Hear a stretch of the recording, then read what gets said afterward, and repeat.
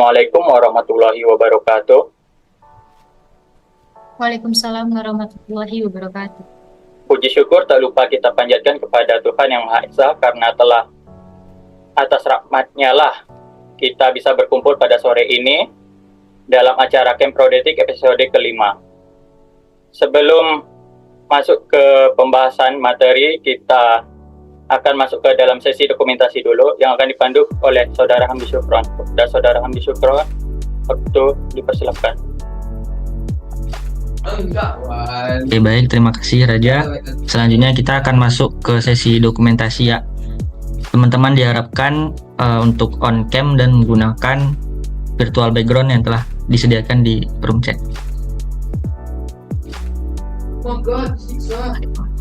Oke, baik, langsung saja kita mulai pada slide yang pertama.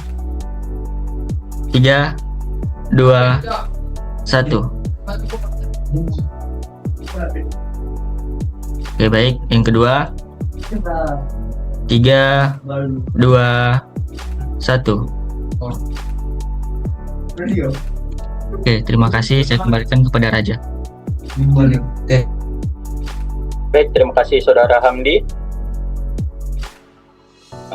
Kepada peserta jangan lupa untuk mengisi link registrasinya ya yang ada di kolom chat. Baiklah, selanjutnya adalah pembahasan materi yang akan disampaikan oleh Kevin Maulana Rizky. Kevin Maulana Rizky ini merupakan mahasiswa TIF Angkatan 20. Dia merupakan seorang freelancer, programmer, dan IT enthusiast. Materi yang akan dibawakan oleh Rizky ini adalah implementasi payment gateway sederhana untuk menerima pembayaran secara online menggunakan kode Ignature 4. Kepada Kevin Maulana Rizky, waktu dan tempat dipersilakan.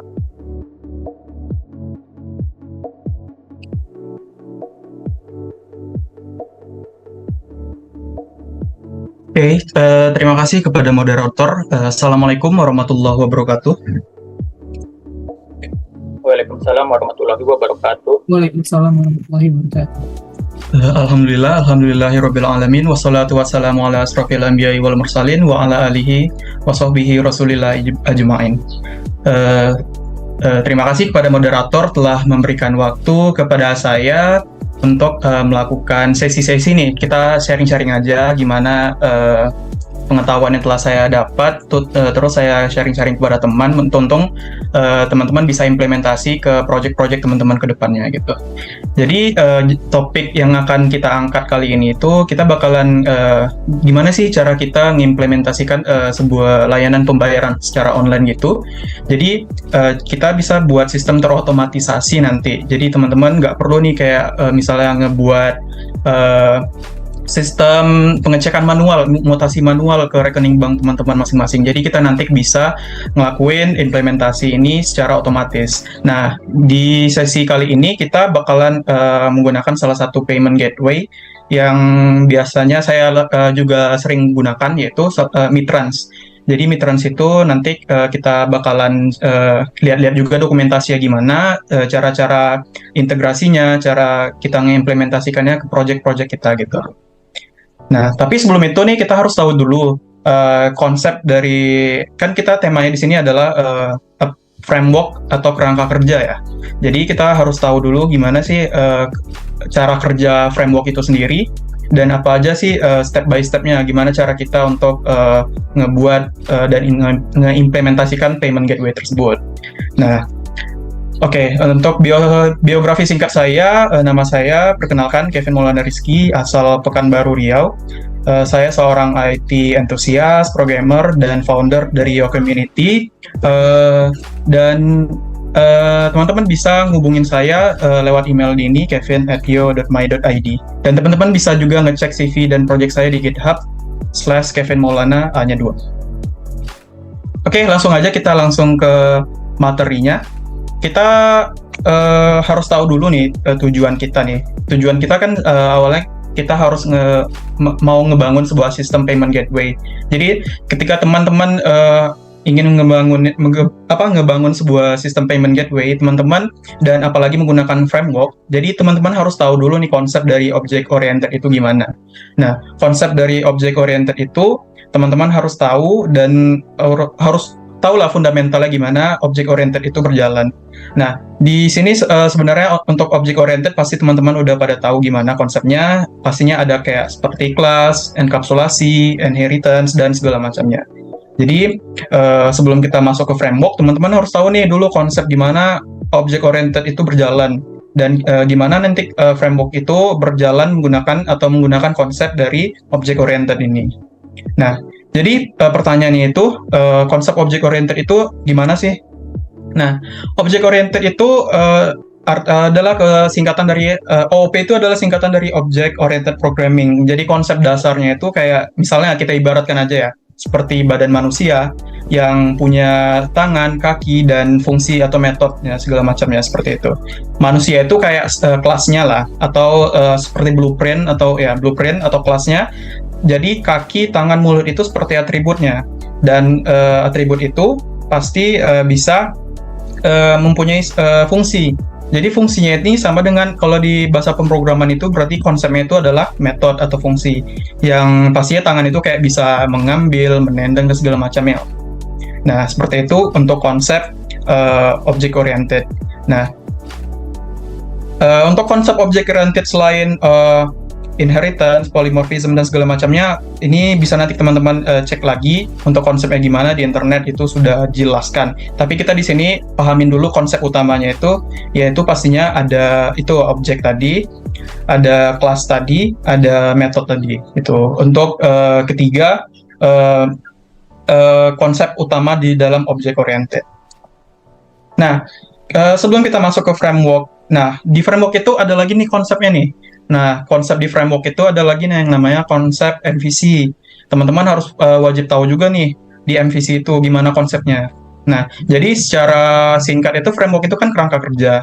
Jadi framework itu adalah sebuah kerangka kerja yang udah disediakan oleh penciptanya atau kreatornya. Jadi kita tuh nggak perlu kayak susah-susah misalnya kita buat mau ngirim email pakai SMTP, kita buat kelasnya, kita buat metodenya, segala macamnya. Jadi teman-teman nggak perlu repot-repot kayak membuat kelas atau metodenya. Jadi framework itu udah nyediain nih sebuah built-in metode atau kelas yang teman-teman bisa pakai. Nah, itu konsep sederhananya. Jadi teman-teman nggak perlu lagi repot ngebuat kelas ini, kelas itu untuk ngirim email atau membuat API, request, dan segala macamnya seperti itu. Nah, untuk konsep MVC itu, MVC singkatannya itu adalah model, view, dan controller ya. Jadi konsep MVC itu kita bisa ngebedain nih mana nih logic untuk front end, mana logic untuk kita melakukan query ke database, mana logic kita untuk melakukan logika pemrograman kita. Nah, kita bisa membagi-bagi. Kalau teman-teman bandingkan konsep dari object oriented programming dengan procedural programming, di sini masih ada hubungannya juga nanti dengan MVC. Jadi teman-teman di situ pastinya untuk procedural programming itu pastinya dia bakalan ngerunning programnya dari atas sampai ke bawah. Jadi teman-teman nggak bisa kayak ngasih part-part tertentu di procedural programming untuk dia berhenti, kecuali teman-teman bisa ngebuat sebuah seperti memanggil kelas di PHP misalnya pakai die atau segala macamnya gitu. Nah, kalau konsep di object oriented, teman-teman bisa kayak punya sebuah metode di dalam kelas, dan kelasnya itu dan metodenya itu teman-teman bisa panggil. Jadi nggak keseluruhan program di object oriented bakalan dipanggil gitu. Teman-teman bisa manggil kayak di metode-metode khusus atau di metode khusus, misalnya metode kirim email atau metode kirim pesan ke user gitu misalnya. Nah, jadi nggak keseluruhan untuk konsepnya itu bakalan teman-teman running semua programnya dari awal sampai akhir dan di running gitu. Nah, kalau di procedural itu konsepnya bakalan bisa ngejebapin error ya, sering error juga. Nah, kalau di object oriented di situ kita bisa kayak memetakan lah yang mana ini objeknya, kapan kita bakalan panggil, kita bisa menyesuaikan gitu. Jadi nggak mesti harus kita gimana ya konsepnya, nggak harus kita running dan kita panggil semua kelas atau metodenya di dalam program tersebut gitu. Nah, jadi di sini teman-teman setelah penjelasan singkat tadi ada nggak ya pertanyaan seputar framework dan MVC atau object oriented tadi? Kalau ada, teman-teman bisa tanya dulu nih sebelum kita lanjut ke project kita tadi yang bakalan kita kerjakan ini.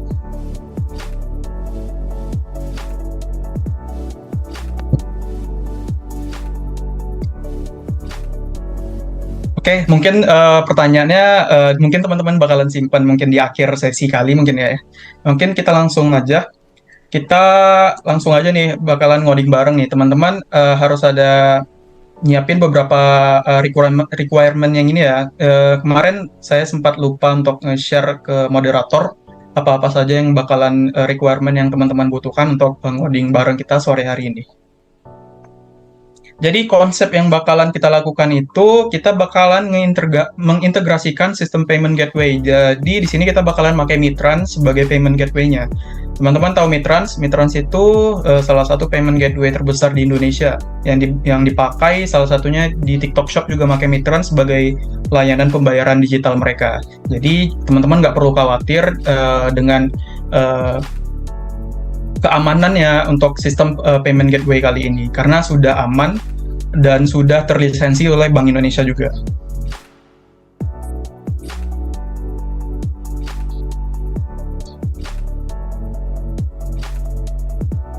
Oke, selain itu sebelum itu saya mau jelasin dulu tentang Mitrans ini.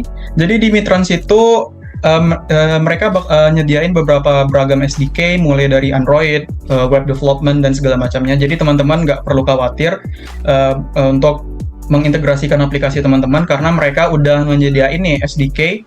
Jadi teman-teman bisa langsung kayak seperti di Composer nanti teman-teman bisa langsung install via Composer atau ya kalau di mobile nanti ada SDK khususnya gitu. Dan di Mitrans mereka menyediain sebuah halaman yang namanya Snap. Snap ini merupakan halaman simulasi. Jadi teman-teman nanti bakalan dapat halaman simulasi gitu dan teman-teman bakalan bisa ngelihat proses alur kerja sistem payment gateway tersebut sebelum teman-teman masuk ke tahapan production ya. Jadi teman-teman bisa nih gimana tahapan alur kerja payment gateway tersebut, gimana sistem Snap tersebut berjalan, nanti akan disimulasikan di halaman Snap. Nah, untuk requirement kali ini kita bakalan pakai requirement-nya kita bakalan menggunakan PHP sebagai bahasa pemrogramannya. Di BMS-nya di sini bisa pakai MariaDB atau MySQL dan teman-teman bisa pakai Composer-nya versi 2 atau lebih. Dan kita bakalan install juga di sini Mitrans SDK dan jangan lupa juga setting juga PHP teman-teman di virtual environment-nya ya untuk bisa nge-running script PHP teman-teman di via command line interface nanti.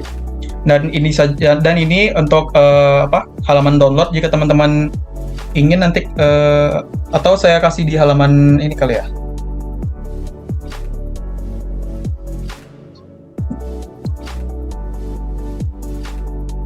Mungkin moderator nanti bisa ngasih link download ini sama teman-teman.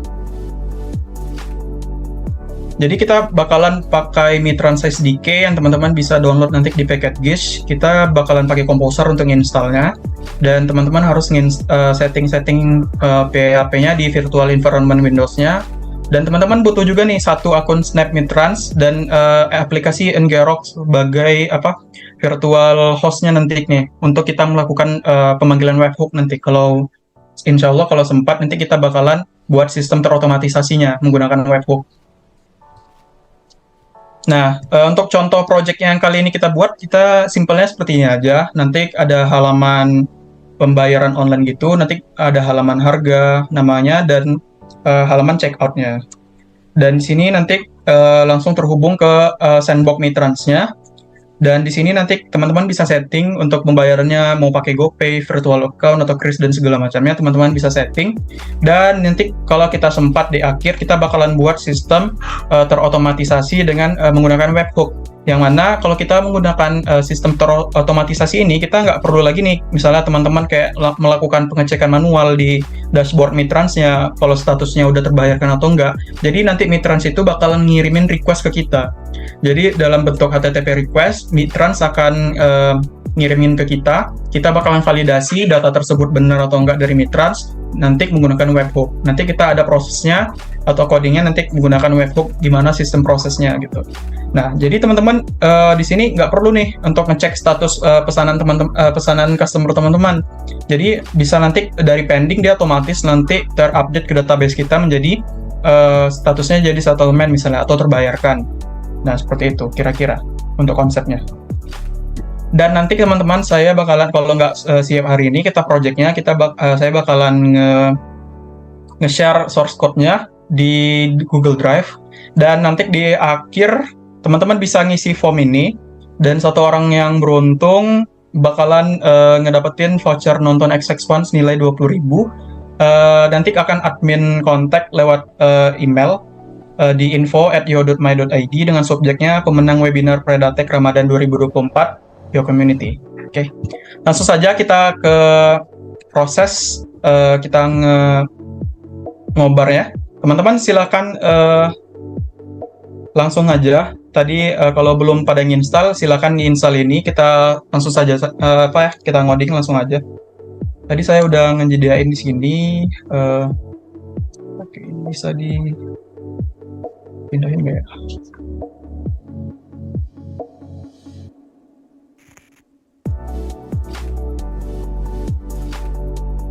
Teman-teman bisa langsung ke command line teman-teman atau CMD teman-teman, dan teman-teman bisa langsung ke halaman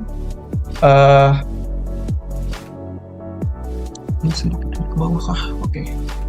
Teman-teman bisa langsung ke halaman berikut ini, ke packages.org/package mitrans.php untuk ngedownload komposernya. Maksudnya library dari komposernya tersebut. Kita pakai library dari Mitrans PHP, mereka udah nyediain library-nya. Jadi teman-teman bisa langsung jangan dulu ke sini, kita kan belum nginstall apanya? Install coordinatornya. Kita bakalan nginstall coordinatornya dulu. Teman-teman bisa nginstallnya secara manual, atau teman-teman nginstall pakai komposer, bisa cek di user guide-nya di sini. Kita mungkin bakalan pakai Composer installation aja. Di sini teman-teman bisa lihat di sini. Composer create project coordinator 4/appstarter, baru nama foldernya. Di sini teman-teman saya udah buat sebuah folder yang namanya bayar, dan teman-teman bisa paste langsung di sini, dan di sini saya buat lagi di sini namanya payment aja, nama foldernya. Ini Composer lagi ngedownload modul coordinatornya atau download framework coordinatornya. Oke, di sini kita pakai coordinator versi 4.4.6. Ini teman-teman bisa menyesuaikan lagi dengan spesifikasi dari web server teman-teman. Misalnya PHP-nya masih 7.4 atau 7.3, masih bisa itu pakai versi 4.2 sekian untuk versi coordinatornya. Oke, kita tunggu.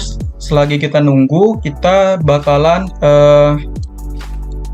ngelihat dulu nih dokumentasi dari apanya. Kita bakalan ngelihat dokumentasi dari Mitrans-nya. Oke, di Mitrans itu ada dua konsep. Jadi teman-teman bisa membuat halaman checkout teman-teman sendiri di halaman aplikasi website teman-teman sendiri, dan teman-teman bisa menggunakan sistem Snap. Jadi sistem Snap itu teman-teman bakalan di-redirect ke halaman payment Mitrans-nya. Tetapi untuk yang simpelnya aja itu menggunakan Core API. Jadi Core API di sini ada ada tutorialnya di dokumentasinya. Teman-teman bisa pakai Core API untuk custom interface untuk Core API. Jadi teman-teman bisa custom halaman payment teman-teman sendiri di aplikasi teman-teman sendiri. Tapi di sini saya bakalan gunain yang mudah saja. Kita nggak perlu custom interface. Kita langsung saja pakai built-in dari coordinator itu sendiri. Kita bakalan pakai Snap di sini. Di sini langsung saja ke get started. Nanti teman-teman bisa lihat cara integrasinya. Karena kita udah pakai sebuah library yang disediakan oleh Mitrans, kita nggak perlu lagi nih ngebuat misalnya curl CURL-nya, misalnya mau curl OPT apa-apa gitu, karena atau HTTP request apa gitu ke API Mitrans, karena di dalam library ini Mitrans sudah mengincludekan semua library tersebut. Jadi kita tinggal pakai aja library-nya. Nah, di sini teman-teman bisa setting untuk sandbox dan production-nya. Teman-teman bisa pakai base URL ini nanti untuk sandbox. Kita pakai yang ini aja ya, yang untuk nge-create transaction-nya. Dan teman-teman jangan lupa dulu ngebuat sebuah akun Mitrans. Di sini buatnya gratis ya. Kecuali nanti kalau teman-teman mau masuk ke sesi production. di production ini teman-teman udah menerima pembayaran secara langsung nih. Oops, sorry itu server ID-nya harusnya saya sensor. Dan di sini udah nerima pembayaran secara online dan udah bisa nerima pembayaran secara langsung. Jadi nanti teman-teman bisa ngesetting untuk production-nya. Nanti untuk production itu palingan mereka minta halaman website teman-teman yang udah ada payment yang udah ada sistemnya, misalnya kayak halaman PrestaShop atau WordPress pakai WooCommerce dan yang lain-lainnya. Nanti bisa teman-teman buat halaman demo dulu untuk bisa dapetin akun akses ke production key ini. Jadi di sini kita dapat ke halaman Mitrans-nya, dashboard Sandbox Mitrans, dan kita ke halaman access key untuk ngedapetin server key ini. Nanti ini yang bakalan jadi server key kita untuk berhubung langsung ke API dari Mitrans. Nah, apakah udah selesai ya tadi? Kita cek dulu di sini. Oke, ini udah selesai. Kita langsung saja masuk ke halaman payment-nya. Oke, ini coordinatornya udah. Tinggal kita masuk ke sini, ke halaman packages tadi, dan kita langsung mau ngedownload dulu nih komposernya.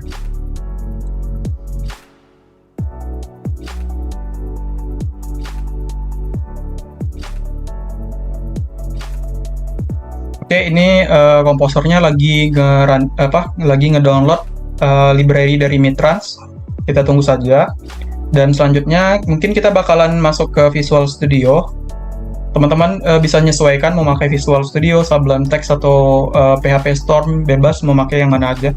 Dan di sini adalah struktur folder dari Coordinator 4. Jadi di sini karena tadi konsep framework itu adalah berdasarkan MVC yang sudah saya paparkan di awal tadi, model, view, dan controller. Jadi mereka nggak bakalan ngacak-acak yang mana logic untuk front end mereka gabung atau logic untuk controller mereka gabung. Mereka nggak. Mereka bakalan ngepisah-pisah yang mana nih logic untuk front end, yang mana logic untuk sistem logic kita, misalnya if else statement, nanti kita bakalan masukin itu di dalam controller. Dan kita punya model juga untuk melakukan berhubungan langsung dengan query ke database gitu. Jadi untuk struktur foldernya teman-teman bisa lihat di sini ada app, public, test. Nanti untuk di app ini ada lagi beberapa folder dan konfigurasi yang bisa teman-teman lakuin. Tapi yang intinya saja di sini kita bakalan pakai ada 3 folder, yaitu ini controller 1 dan bakalan pakai model 1 dan pakai views nanti. Konsepnya MVC-nya tadi. Untuk database dan migrasi kita nanti bakalan nyoba juga, atau kita buat manual aja nanti langsung di PHP-Admin juga bisa. Dan selanjutnya coba kita dulu ke PHP-Admin-nya.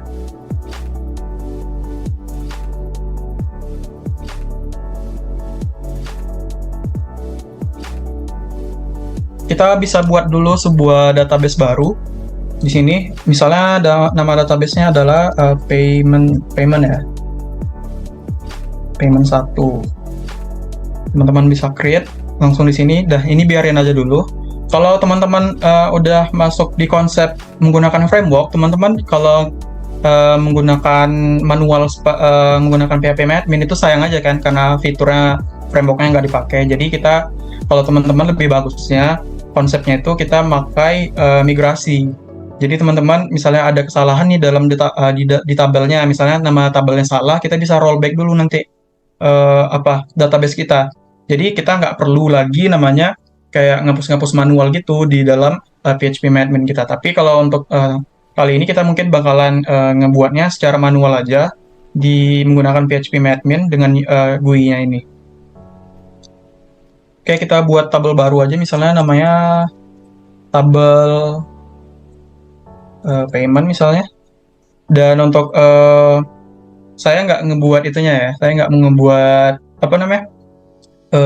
alur-alurnya untuk tabelnya, tapi konsepnya itu palingan kita bakalan tabel produk dulu lah ya. Di sini kita buat, di sini ada tabel produk. Dan tabel produk itu pastinya ada ID, ada nama produk, ada amount atau harga, ada deskripsi, ada tanggal dia dibuat, dan tanggal dia diupdate. Berarti ada sekitar ada 6.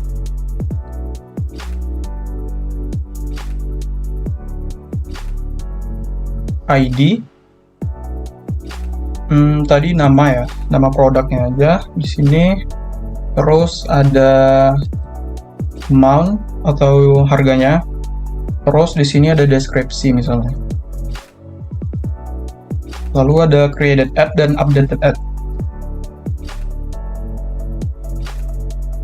Kita bisa pakai integer di sini aja, atau teman-teman bisa menyesuaikan. Misalnya mau pakai sistem UUID, teman-teman bisa nggak pakai varchar atau teks di situ. Kalau pakai UUID ya, kalau kita di sini mungkin pakai integer aja. Dan nama kita pakai varchar. Di sini kita berhubung di Mitrons itu dia nggak boleh pakai desimal untuk amount atau harga. Jadi untuk requestnya nanti di API kita berarti di sini pakai varchar aja. Atau bisa teman-teman pakai integer juga, menyesuaikan juga boleh. Di sini date time atau apa juga boleh, tapi di sini saya pakai varchar aja.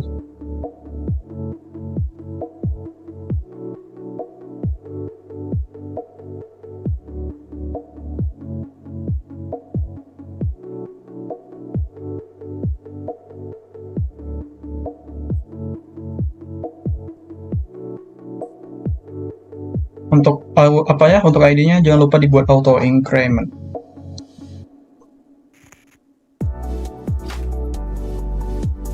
Oke, kita punya tabel produk. Satu lagi kita buat namanya tabel untuk nerima pesanan. Jadi kita buat di situ tabel pesanan kali ya. Namanya mungkin di situ kita buat namanya tabel pesanan. Ini kita buat namanya tabel pesanan. Jadi nanti di tabel pesanan ini mungkin kita bakalan ngisi ada ID, ada produknya, nama produk yang dipesan.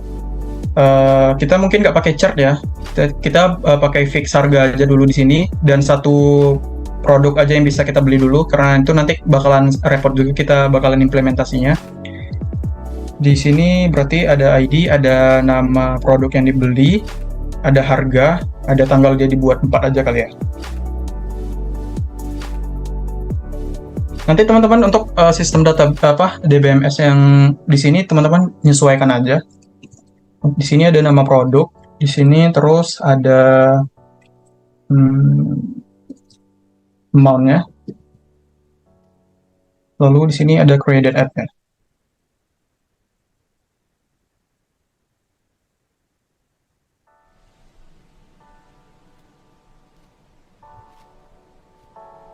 Kalau teman-teman mau buat relasi juga, nanti teman-teman bisa menyesuaikan juga. Oke, kita udah punya 2 tabel di dalam database payment. Jadi kita bisa langsung ke Visual Studio-nya.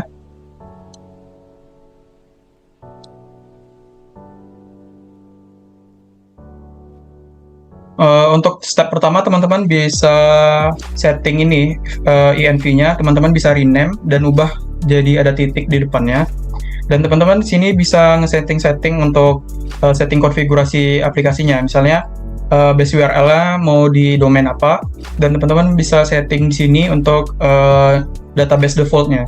Jadi di sini kita bakalan mengubah yang pertama ini, kita ubah jadi development. Jadi kalau ada error nanti kita bisa ngetahuin errornya apa.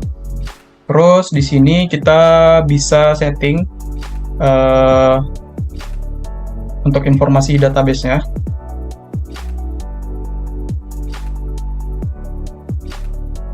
Kita tadi nama database-nya adalah payment 1 ya.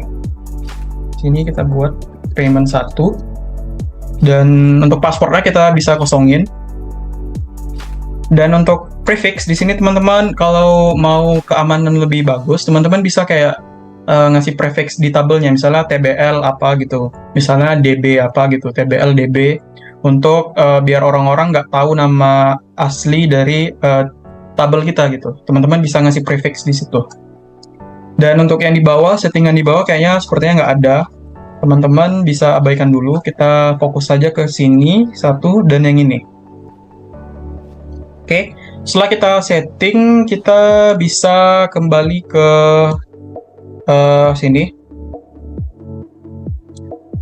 Jadi di sini kita bisa langsung aja kita mau buat model, satu model dan satu sebenarnya contohnya udah ada sih di coding yang ini. Saya udah buat demonya. Tapi kan nggak mungkin juga codingnya kita hafal kan. Jadi kita lihat nyontek-nyontek dikit-dikit aja. Oke, di sini saya kemarin udah sempat buat untuk demonya. Jadi di sini gimana moderator, kita jelasin aja atau langsung kita buat coding manual dari awal gitu ya? Dijelasin aja, takutnya nggak cukup waktunya. Oh, takutnya nggak cukup waktunya ya? Oke.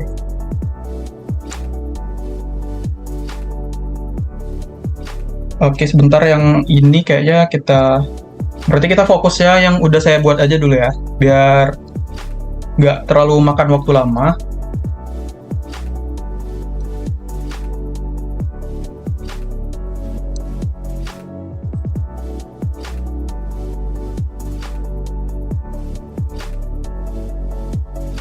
Oke, di sini kan tadi kita belajar konsep MVC sebentar di awal.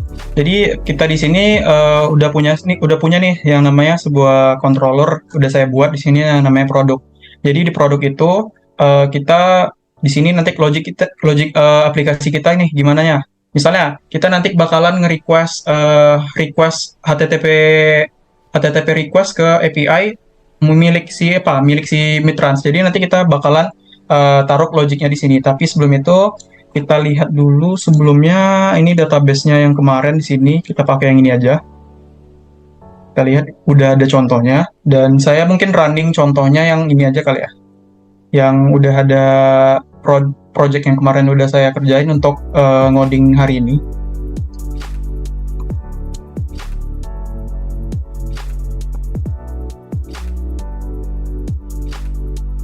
Oke, tadi kan kita udah setting yang pertama tadi namanya file.env.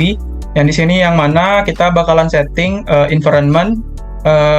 environment-nya itu development atau production, dan kita udah setting tadi yang namanya hostname-nya dan database DBMS-nya untuk terhubung ke DBMS MySQL-nya, php-admin-nya. Terus di sini kita jangan lupa masuk ke menu config, dan kita bakalan setting di sini untuk routes-nya. Teman-teman kalau di sistem di CodeIgnit di Laravel juga ada namanya sistem routing ya.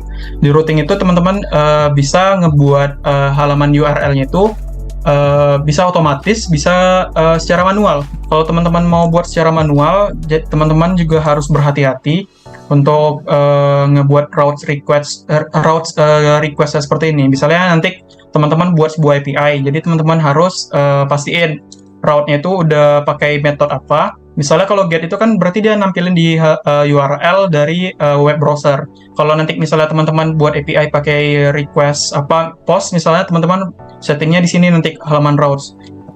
Mirip-mirip lah ini konsepnya, hampir di semua framework memakai sistem routing ini. Nah, kalau saya biasanya untuk biar mempercepat pekerjaan, saya membuat sistem routing ini secara otomatis. Jadi kita nggak perlu setting-setting lagi. Misalnya routingnya mau halaman pembayaran misalnya di sini, jadi nggak perlu manual seperti ini. Jadi kita bisa memanfaatkan salah satu fitur routing yang ada di CodeIgniter, yaitu auto routing. Jadi teman-teman bisa ngeset di sini ada yang namanya public boolean dalam kurung $auto-route true. Di sini defaultnya adalah false. Teman-teman bisa setting di sini untuk sistem routing otomatisnya. Nah, selanjutnya setelah kita setting routing, tadi kita udah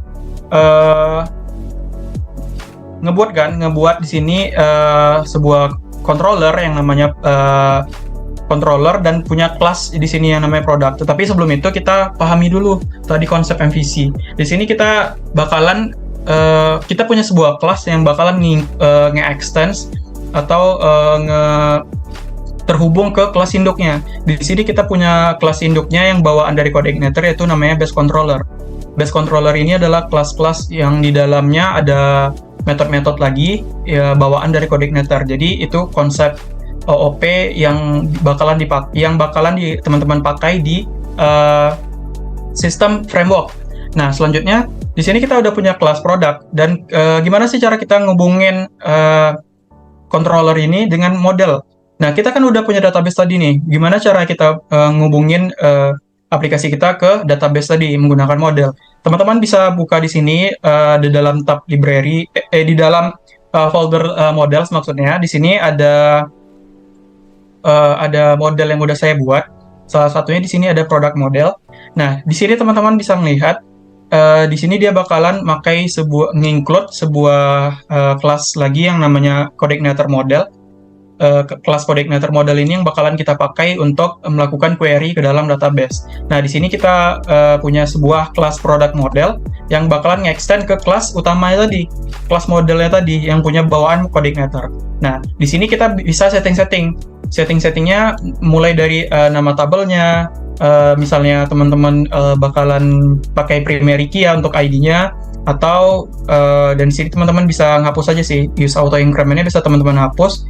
Dan teman-teman bisa di sini return type-nya tipenya array atau object. Di sini saya buatnya dalam array aja. Dan allow fields ini adalah nama field di dalam tabel di database teman-teman yang bakalan teman-teman bisa akses. Misalnya untuk melakukan query insert, query update, dan query-query lainnya seperti itu. Field apa aja nih yang bisa kita gunakan untuk melakukan untuk bisa dilakukan proses query. Nah, di sini kita bisa nambahin allowed fields-nya seperti name product, amount, dan segala macamnya.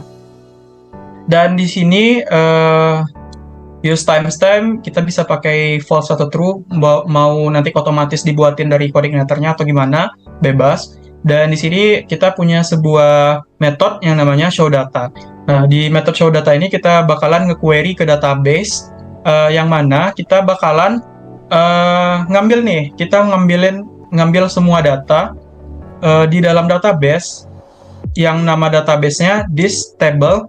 Berarti this table merujuk ke dalam sebuah protected variable table ini. Dia berarti merujuk ke dalam tabel ini.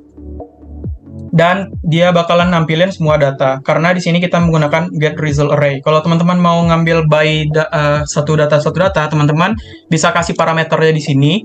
Misalnya parameternya adalah variable data gitu. Nanti teman-teman bisa untuk return-nya, teman-teman bisa pakai get row array untuk get satu-satu data gitu. Nah, untuk proses di model kita udah tahu gimana, kita udah punya sebuah metode yang namanya show data, dan kita udah punya juga nih metodenya lagi yang namanya untuk insert data. Kita nanti kita mungkin bakalan lihat dulu sebelum saya jelasin lebih lanjut demonya ya. Harusnya demonya di awal tadi saya tunjukin, tapi ya oke, gimana?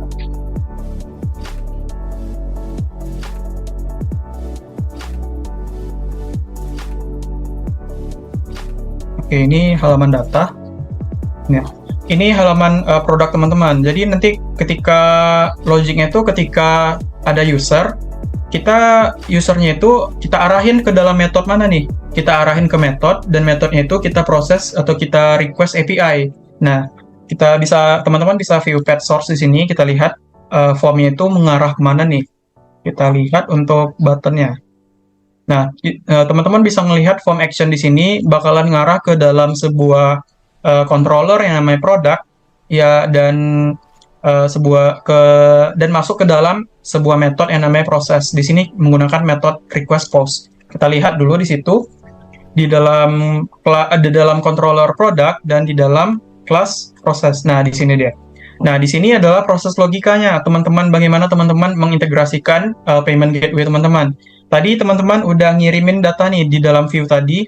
Kita lihat tadi di sini kita udah ngirimin sebuah data di sini yang namanya ada amount, dan data amount kita kirimin ke dalam method proses. Dan di method proses ini kita bakalan get data ini tadi dengan cara bawaan dari coordinator untuk HTTP request getnya.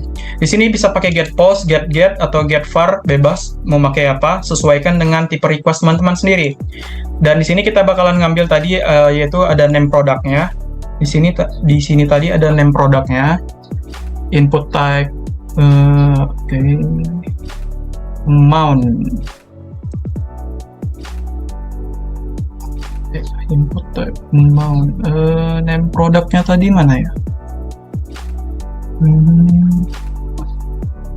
Kelihatan di sini ya. Coba kita buka view-nya dulu. View all, show product, show checkout. Di sini teman-teman bisa lihat. Nah, di sini teman-teman bisa lihat input type hidden-nya. Kita bakalan ngirimin data name product dan data amount yang akan diproses ke dalam di dalam controller product, metodenya metode proses gitu. Nah, di sini udah dapat nih. Kita tadi udah ngirim data name product dan amount-nya. Lalu di sini kita bakalan melakukan konfigurasi dari Mitrans-nya. Teman-teman bisa langsung ke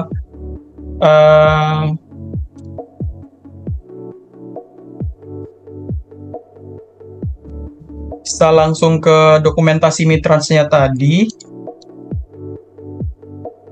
Kita lihat di sini dulu, step by step-nya. Gimana sih cara kita mengintegrasikan pakai sistem Snap itu? Jadi di sini di Mitrans itu teman-teman ada banyak cara ya untuk cara melakukan request ke API mereka. Yang salah satunya teman-teman bisa pakai sistem CURL ini, atau kalau digunakan PHP teman-teman bisa melakukan pakai ini. Pakai yang udah coding yang udah disediakan oleh Mitrans sendiri. Nah, di sini kita bakalan taruh di sini codingnya. Di sini kita bakalan ngeletak data-data array ini, data-data parameter ini ke dalam bentuk array. Nah, parameternya apa aja? Di sini di Mitrans itu udah nyediain parameter apa aja yang bakalan kita request ke dalam server mereka. Yaitu yang utama itu ada 3.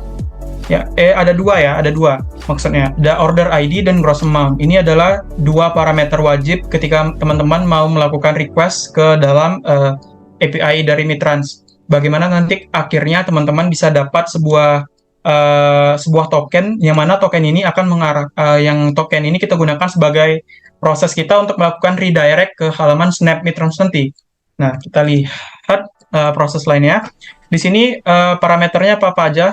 Di sini teman-teman harus memasukkan parameter server key. Server key teman-teman yang udah dapat di halaman dashboardnya tadi, dan teman-teman bisa, kalau misalnya udah productionnya udah berjalan, teman-teman bisa di sini ubah jadi true. Dan di sini isInitize ini sebenarnya opsional. Sebenarnya di situ opsional, tapi di sini dibuat default karena isInitize ini untuk misalnya teman-teman mau pakai credit card atau pakai debit card yang menggunakan 3D Secure. Jadi nanti sistem bank mereka bakalan ngirimin OTP ke kita, ke sistem terdaftar di bank kita, kartu terdaftar di bank kita, mereka bakalan ngirimin OTP. Kalau teman-teman ngaktifin 3D Secure-nya. Kalau teman-teman nggak ngaktifin status false di sini, jadi teman-teman bebas boleh atau enggak menggunakan 3D Secure nanti di sistem Mitrans-nya gitu. Nah, itu parameter utamanya tadi apa aja tadi yang akan kita request ke dalam API Mitrans-nya. Yang pertama kita bakalan melakukan request order ID. Jadi di sini transaction details, lalu kita bakalan nge-request order ID dan gross amount-nya. Nah, ini adalah parameter utama ketika kita melakukan request HTTP request ke dalam API dari Mitrans. Dan selanjutnya untuk customer details, teman-teman bisa menyesuaikan, dan ini sebenarnya bisa dihapus. Dan untuk ini detail belanjaan teman-teman nanti akan ditampilkan di halaman Mitrans-nya nanti, seperti itu. Dan akhirnya nanti setelah itu kita bakalan dapat sebuah token di sini yang namanya Snap Token. Kita bisa coba demokan dulu ya. Kita mau minimal kita dapat dulu lah tokennya. Kalau dapat tokennya kita nanti baru kita proses. Kita bisa gunain sebuah metode khusus untuk melakukan pengecekan data di coordinator menggunakan DD atau DAM-DAI ya. Mirip-mirip juga konsepnya di Laravel, juga pakai DAI juga seingat saya. Oke, jadi di sini coba kita klik beli. Oke, di sini kita bakalan dapat yang namanya Snap Token. Oke, kita di sini dapat Snap Token yang dihasilkan dari kita melakukan request tadi. Request tadi ke dalam API dari Mitrans tersebut. Nah, di sini kalau teman-teman udah berhasil sampai di sini, berarti itu udah aman. Kalau teman-teman udah masih gagal mendapatkan Snap Token-nya, berarti cek lagi codingan teman-teman. apakah ada proses yang terlewat atau enggak di situnya. Jadi minimal kita udah dapat dulu tokennya. Token ini di-generate otomatis yang dikirim langsung oleh Mitrans ke kita gitu. Jadi di token ini udah ada include data kita tadi yang kita masukin. Misalnya tadi kita ada data buah pisang, berarti ini udah ada di dalam Snap token itu. Oke, kita udah dapat Snap token, berarti proses kita sedikit lagi dan hampir berjalan. Kita langsung saja kita komentari dulu. Nah, proses di bawah ini setelah kita dapat Snap token gimana? Nah, setelah dapat Snap token, lebih baiknya teman-teman bisa proses untuk melakukan prosesnya bebas. Mau teman-teman masukin ke database boleh, atau mau teman-teman misalnya mau ngirim email transaksi ke customer juga boleh. Untuk alur logiknya bisa teman-teman sesuaikan. Tapi kalau di sini saya simpan ke dalam database. Apalagi ini adalah tokennya, karena token ini yang paling penting ini, dan ID transaksinya nanti. Nah, ini ID transaksinya kita ambil dari parameter di atas ini. Yang di sini kita ambil. Nah, cara kita ngambilnya kita dari variable params tadi. Di sini transaction details masuk sini, dan kita bakalan ngambil order ID yang ini. Biar sama antara order ID kita yang udah kita request dengan yang kita simpan ke dalam database. Kalau beda, pasti nanti hasil di request di Mitrasnya bakalan beda juga nanti. Atau bakalan di Mitrasnya bakalan nanti akan muncul halaman atau pembayaran tidak ditemukan gitu. Nah, di sini teman-teman bisa setting name product, amount, dan segala macamnya, dan created add, updated-nya bebas. Dan di sini kita bakalan nyimpan datanya ke dalam database. Di sini kita udah memanggil model yang udah kita buat tadi. Di sini kita ada buat satu model lagi tadi yang namanya adalah transaksi model. Jadi di transaksi model ini ada proses yang namanya kita di sini melakukan insert data ya di transaksi model nanti ketika kita udah dapat tokennya tadi. Jadi kita di sini udah punya sebuah metode yang namanya insert data di dalam transaksi model, dan teman-teman bisa lihat di sini di produk di controller produk di dalam metode proses. Kita pastinya bagaimana cara kita memanggil model tersebut. Kita pertama harus manggil dulu menggunakan use di sini. Misalnya teman-teman buatnya di dalam folder, misalnya foldernya folder test. Teman-teman sesuaikan aja. Nah, karena kita di sini menggunakan root modelsnya, kita nggak perlu masukin folder lagi di sini. Lalu di sini teman-teman bisa melakukan setting-setting atau melakukan instance atau membuat objek baru untuk produk modelnya. Jadi metode yang ada di dalam transaksi model bisa kita panggil untuk kita lakukan proses query-nya. Jadi kita nggak perlu melakukan query di dalam controller gitu. Jadi kode kita tetap bersih dan kita bisa dengan mudah melakukan maintenance ke depannya. Karena kode kita akan kepisah-pisah nih antara logic modelnya tadi, logic controllernya tadi, dan logic view-nya tadi. Tapi untuk teman-teman ketahui, sebenarnya kita bisa aja sih sebenarnya untuk ngeletak logic query di dalam controller, sah-sah aja. Tetapi lebih baik kita melakukan query tetap di halaman atau di dalam file transaksi model atau di dalam kelas transaksi model. Nah, di sini kita udah sampai dapetin token, udah kita nyiapin data untuk di dalam kita simpan ke dalam database nanti. Kita di sini nyimpannya dalam array ya, data yang bakalan kita simpan ke dalam array. Dan di sini kita bakalan masukin datanya langsung ke dalam metode insert data yang udah kita siapkan tadi di sini. Insert datanya dan proses kita bakalan ngecek di sini jika variabel simpannya itu sama dengan true, maka arahkan langsung dia ke halaman sandbox-nya. Kita lihat di settingan coordinatornya. Settingan dokumentasi Mitrans-nya. Teman-teman bisa lihat.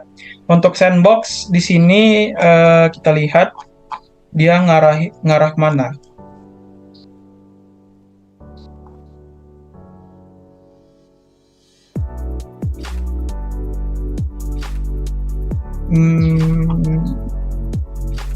Ada ya? Oke, yang penting intinya itu untuk yang kita nge-redirect ke halaman Snap itu, kita menggunakan link URL dari Snap itu yang link ini, app.sandbox.mitrans.com/snap/version 2. Sebenarnya ini versi 3, tapi kita tetap pakai versi 2 aja, nanti dia otomatis redirect ke versi 3. Lalu vtweb/snap token tadi, kita bakalan manggil token yang udah di-generate oleh by API Mitrans tadi di sini. Jadi nanti otomatis langsung ke redirect ke halaman pembayarannya tersebut. Nah, untuk itu langsung coba aja kita coba demonya. Oke, di sini. Ini halaman produknya. Kita misalnya mau beli buah anggur deh. Buah anggur tadi harganya 20.000. Nah, otomatis di Mitrans-nya langsung ngarah ke halaman Sandbox Mitrans-nya. Dan kita lihat di detailnya di sini. Nah, detailnya sini adalah produk detailnya satu buah anggur. Tadi kita beli satu buah anggur harganya 20.000. Dan di sini teman-teman bisa lihat customer detailsnya body pertama ini. Teman-teman bisa setting ini ya. Ini sebenarnya bisa dihapus, bisa teman-teman pakai juga. Dan di sini ini dua ini bisa teman-teman hapus atau bisa teman-teman gunain. Nah, selanjutnya logiknya gimana? Misalnya kalau di sini di Mitrans mereka menyediain sebuah halaman simulasi pembayaran. Kita bakalan nyoba ngebayar pakai virtual account misalnya. Virtual account, nah otomatis Sandbox-nya bakalan nyediain virtual account. Kita bisa copy di sini dan kita bisa melakukan simulasi pembayaran. Di sini ada banyak metodenya, bisa teman-teman pilih di halaman simulator.sandboxmitrans.com. Lalu di sini kita pilih BCA virtual account, kita inquire. Nah, di sini namanya udah sesuai dan jumlahnya udah sesuai, berarti kita langsung aja ke payment. Oke, payment-nya sukses, kita cek dulu. Oke, otomatis payment-nya sukses, kita bakalan otomatis balik ke merchant. Oke, nah di sini saya setting ngrok-nya. Nah, di sini kita cek aja di halaman kita. Tadi saya udah setting ngrok, tapi di sini kita pakai yang di localhost dulu. Nah, tadi kita buah anggur di jam 17:08 dan statusnya settlement. Yang harusnya tadi statusnya pending karena belum terbayar, kayak seperti ini. Nah, dengan menggunakan webhook, teman-teman bisa melakukan proses otomatisasi dengan sistem webhook punya mereka. Jadi teman-teman bisa ke halaman payments, ke halaman Mitrans Mitrans Snap Sandbox ini, lalu teman-teman bisa ke halaman payment dan bisa teman-teman setting untuk webhook-nya di sini. Kita lihat Mitrans itu ngirimin parameter apa aja sih ke kita gitu. Kita lihat di riwayat notifikasinya. Nah, ini adalah riwayat notifikasi yang baru Mitrans kirim ke kita di jam 5:10 tadi. Dan ini adalah endpoint yang bakalan Mitrans kirimin ke kita. Nah, berhubung tadi saya sepertinya salah setting ngrok atau gimana tadi, tapi di sini tetap berhasil. Kita lihat parameternya apa. Nah, di sini Mitrans ngirimin parameternya dalam bentuk JSON seperti ini. Nah, teman-teman bisa menyesuaikan apa aja yang mau teman-teman simpan ke dalam database teman-teman. Atau misalnya teman-teman mau melakukan sistem otomatisasi. Jadi misalnya teman-teman setelah pembayaran berhasil, teman-teman akan melakukan kirim email otomatis bahwa pembayaran telah berhasil. Atau jika teman-teman membuat sistem seperti PPOB atau apa, maka payment tersebut langsung otomatis dibayarkan gitu. Jadi top up ketika responsnya, statusnya sudah dikembalikan melalui webhook yang sudah kita setting di Mitrans-nya. Nah, kita lihat di sini status sukses, respons atau webhook yang dikirimkan oleh Mitrans itu dalam bentuk HTTP request post, dan di sini URL-nya dan statusnya oke 200. 200 itu adalah HTTP berhasilnya. Nah, untuk prosesnya gitu. Nah, untuk proses webhook-nya gimana sih cara kita menerima nih? Kan misalnya kita udah punya endpoint. Kita punya endpoint misalnya product/notification di link ini. Kita mau ngecek apakah endpoint tersebut atau data tersebut benar-benar dikirimin langsung oleh Mitrans. Nah, di sini Mitrans udah nyediain sebuah konsep yang namanya signature. Jadi teman-teman bisa menyamakan signature yang dikirim oleh Mitrans dengan signature dengan yang udah yang punya kita sendiri dengan cara ada di proses integrasi di sini. Jadi di sini teman-teman bisa masuk ke halaman handle after payment dan teman-teman bisa masuk ke halaman HTTP notification atau webhook. Teman-teman nanti bisa ngecek gimana cara kita membuat signature, bagaimana kita memvalidasi request tersebut beneran yang dikirim oleh Mitrans atau tidak. Jadi misalnya kalau teman-teman nggak pakai signature nih, bisa aja sih data JSON tersebut dikirim oleh orang-orang yang usil gitu, apalagi endpoint-nya diketahui banyak orang kan. Nah, kalau untuk demi keamanan kita nggak mau hal itu terjadi, kita makanya harus ngebuat sistem signature gitu untuk apakah benar nih signature yang dikirim atau data yang dikirim ini memang benar yang dibuat oleh Mitrans atau tidak, seperti itu. Maka dari itu di sini saya udah membuat sistem pengecekan signature-nya. Di sini saya buat tadi di halaman di sini product/notification di method notification. Nah, di sini kita logiknya gini.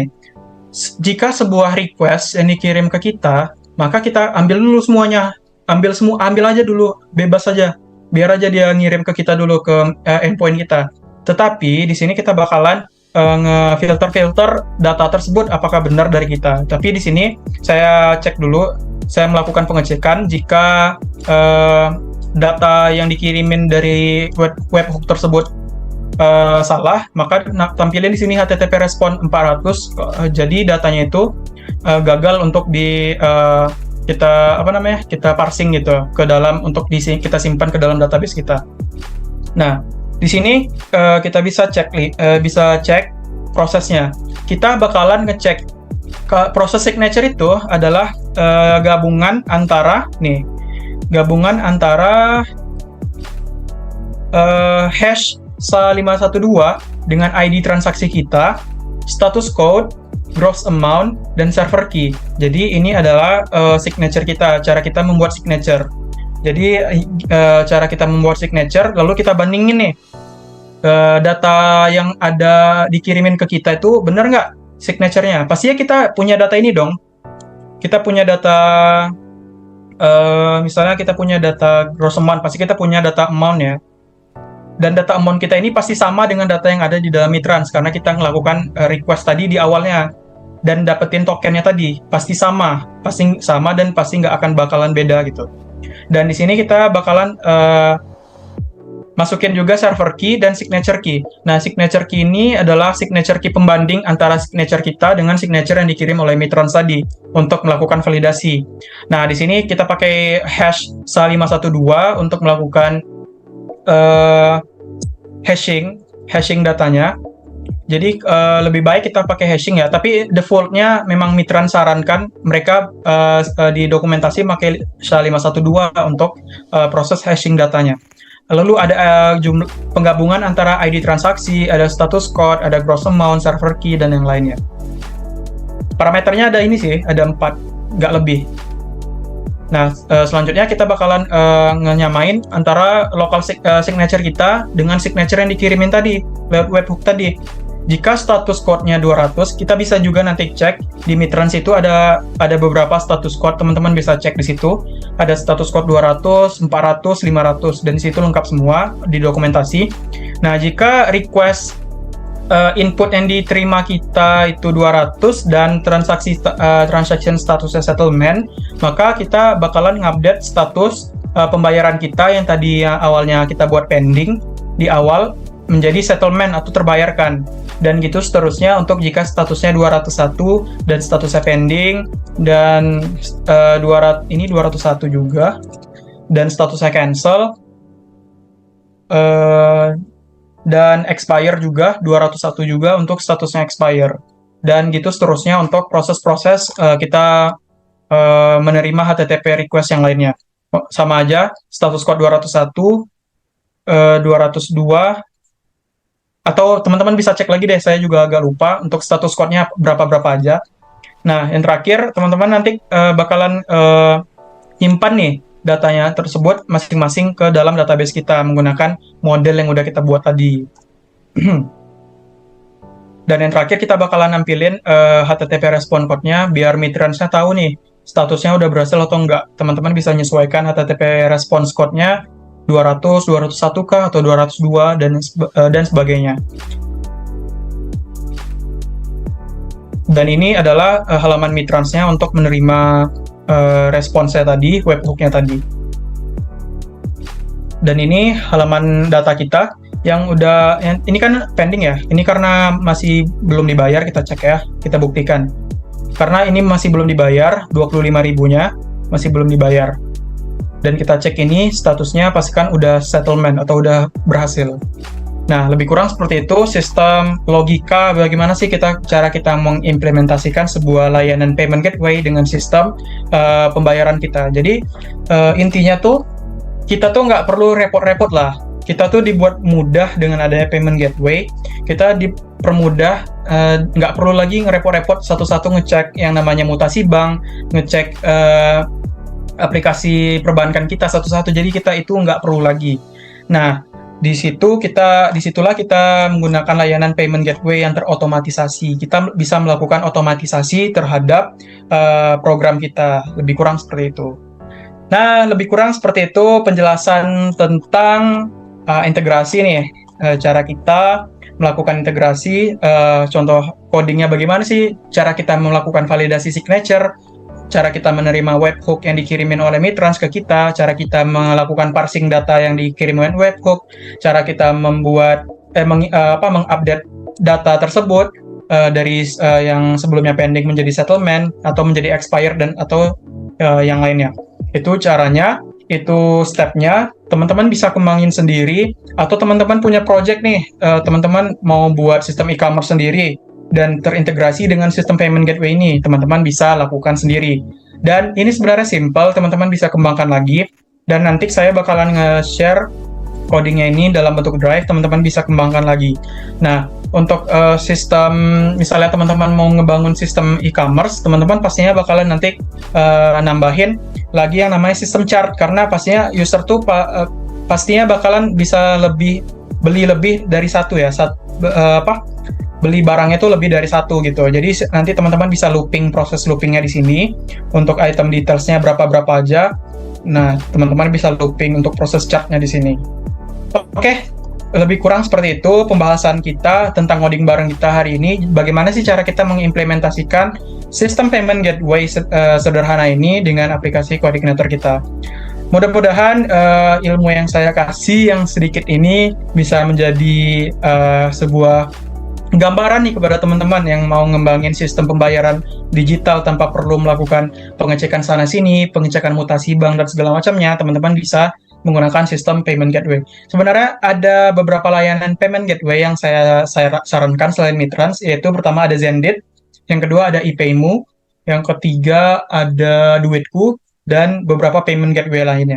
Tetapi untuk project-project yang sedang saya gunakan saat ini, salah satunya salah satu project yang sedang saya bangun saat ini, yaitu di sini teman-teman bisa cek di io.my.id/digital. Teman-teman bisa beli transaksi pembelian pulsa, paket data, top up e-wallet, dan pembelian voucher digital di sini secara online dan secara otomatis. Dan sistem yang saya buat ini udah terotomatisasi dengan sistem payment gateway dan API layanan PPOB pihak ketiga. Di sini untuk layanan PPOB-nya, API-nya saya menggunakan seperti DigiFlash atau TreePay dan yang lainnya. Teman-teman bisa sesuaikan. Silahkan cari, misalnya mau ngembangin sistem PPOB seperti ini, kayak seperti layanan DigiFlash atau layanan PPOB yang harganya lebih murah lagi. Untuk dapur yang saya gunakan untuk PPOB ini, teman-teman mungkin nggak saya kasih tahu saya pakai layanan apa, tapi intinya seperti itu, layanan PPOB seperti DigiFlash dan yang lainnya. Jadi di sini teman-teman bisa nanti beli bertransaksi di sini, misalnya mau beli pulsa atau mau beli paket data, atau di sini juga disediain voucher digital, voucher Tokopedia, Traveloka dan segala macamnya. Lengkap di sini dan top up games juga tersedia. Di ini layanan ini saya buat dari awal sendiri, project saya juga. Jika teman-teman yang misalnya ingin ada project yang ingin dibantu integrasikan atau ingin membuat project website, portfolio dan segala macamnya, bisa teman-teman hubungi saya di di kevin@yo.my.id untuk info kerjasama lainnya. BTW di sini nanti ada promo juga untuk pembelian token listrik, teman-teman bisa cek juga. Nanti di sini ada promo pembelian token listrik senilai potongannya sampai Rp5.000 untuk di tanggal tertentu selama bulan puasa nanti. Di tanggal tertentu di bulan puasa maksudnya. Nah, lebih kurang seperti itu proses kita mengebangun sebuah sistem payment gateway dan mengintegrasikan, bukan membangun sistem payment gateway ya, mengintegrasikan sistem payment gateway ke aplikasi kita. Semoga webinar kali ini yang secuil ini ilmunya, mudah-mudahan teman-teman bisa integrasikan ke proyek-proyek teman-teman, bisa lebih dikembangkan lagi lah intinya. Oke, sekian dari saya. Mungkin saya kembalikan lagi kepada moderator. Terima kasih. Baik, terima kasih kepada Kevin Maulana Rizky. Materi yang disampaikan Kevin Maulana Rizky ini sangat bagus ya, sangat menarik. Diharapkan kepada seluruh peserta untuk tidak mengantuk, karena penjelasannya tadi kayaknya lama ya. Tapi itu tidak menutup kemungkinan untuk kalian menambah ilmu. Baik, kepada para peserta yang ingin bertanya kepada Kevin Maulana Rizky, dipersilakan di kolom komentar. Dan kepada para peserta bisa mengisi link yang diberikan oleh Kevin.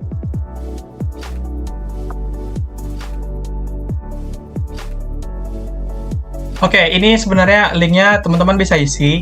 Isinya sebenarnya simpel aja. Teman-teman bisa komentar tentang webinar kita kali ini. Mungkin komentar yang terbaik mungkin bakalan saya pilih satu orang nanti. Bakalan saya kirim vouchernya via email nanti ya. Dengan subjek pemenang webinar Web Redatek Ramadan 2024. Oke, terima kasih. Baik, kepada para peserta, apakah ada yang ingin bertanya? Bisa dituliskan di kolom komentar atau langsung berbicara di depan sini. Pada panitia tolong diberikan link absensi. Oke, Bang Kevin, ini ada satu pertanyaan di kolom komentar oleh Raka. Apakah ada tantangan yang kita hadapi saat menggunakan framework MVC dan bagaimana Anda mengatasinya, Bang? Terima kasih. Oke, tadi ada pertanyaan dari... Oh, ini linknya masih ketutup ya? Oke, udah aktif. Oke, pertanyaannya, apakah ada tantangan yang dihadapi saat menggunakan framework MVC dan bagaimana Anda mengatasinya, Bang? Untuk kendala, sebenarnya kita malahan di sini dipermudah ya. Maksudnya gimana? Kita bakalan, pertama, program kode kita bakalan lebih clean gitu. Jadi kita nggak kita bakalan ngebedain ya antara coding kita untuk berhubungan dengan front, coding kita untuk berhubungan dengan logic sistem kita atau berhubungan dengan query. Jadi malahan kita menggunakan MVC itu lebih terbantu ya, karena pertama clean code-nya. Yang kedua lebih terorganisir lah. Jadi ketika kita mau melakukan maintenance nih atau melakukan pengecekan bug dan segala macamnya, kita jadi tahu nih di mana lokasi-lokasi pentingnya gitu. Jadi kita misalnya kalau MVC itu kan tadi konsepnya kita memisah-misahkan kan antara front dengan controller dengan view controller dengan logic kita ke query ke database. Jadi kita bisa nih di model kita udah punya punya metode ini. Jadi kita lebih tahu terorganisir lah intinya coding kita itu, dan lebih clean coding kita lebih bersih dan tidak tercampur-campur antara front dengan back-nya gitu. Mungkin itu jawabannya. Baik. Apakah ada yang ingin bertanya lagi? Bagi para peserta, jangan lupa untuk mengisi link absensi yang ada di kolom komentar. Dan jangan lupa mengisi link yang ada di PPT itu untuk mendapatkan voucher nonton. Oke, sepertinya tidak ada lagi yang ingin bertanya. Baiklah.